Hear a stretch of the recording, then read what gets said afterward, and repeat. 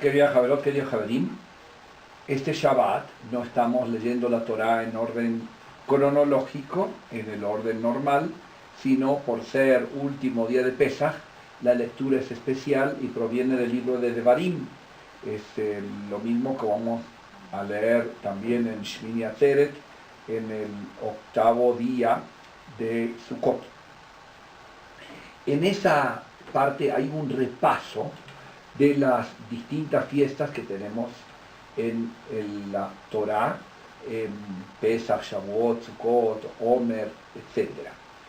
Y quisiera comentar, porque conocemos todas las fiestas de la Torá, que realmente esto es uno de los casos donde se ve la capacidad de adaptación que tuvieron nuestros rabinos, especialmente en el siglo I y II, de cambiar, porque la realidad cambió, la manera como se celebraban las fiestas.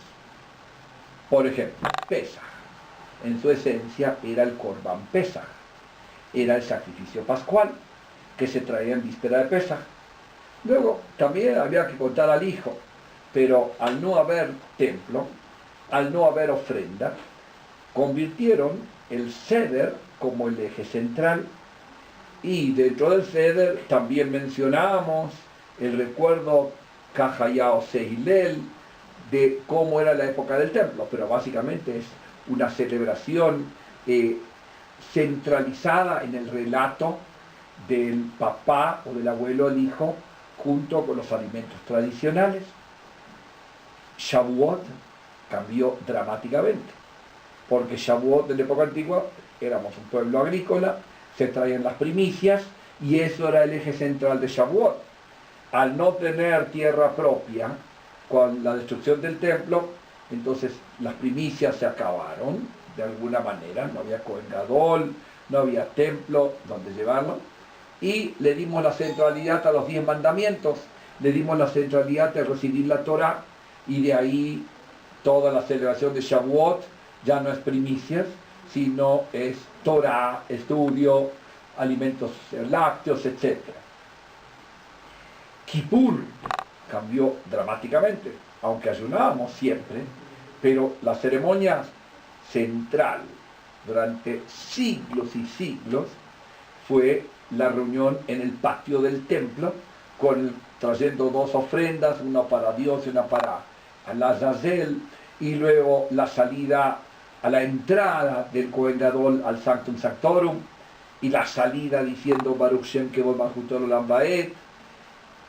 Y eso, al no tener templo, nos quedamos sin base. Convirtieron el Yom Kippur, además del día de ayuno, en el día de las reuniones en la sinagoga, todo el concepto de Teshuvah, de la confesión uno por uno.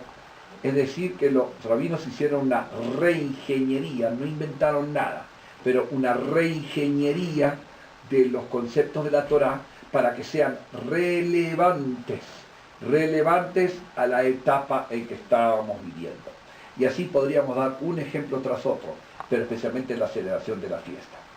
Y como último detalle, en la Parshá termina Ishke Matnat Yado, que Birkat Hashem Elokeja, que Dios, que cada uno traerá según Matnat Yado, la ofrenda, según su capacidad, su posibilidad.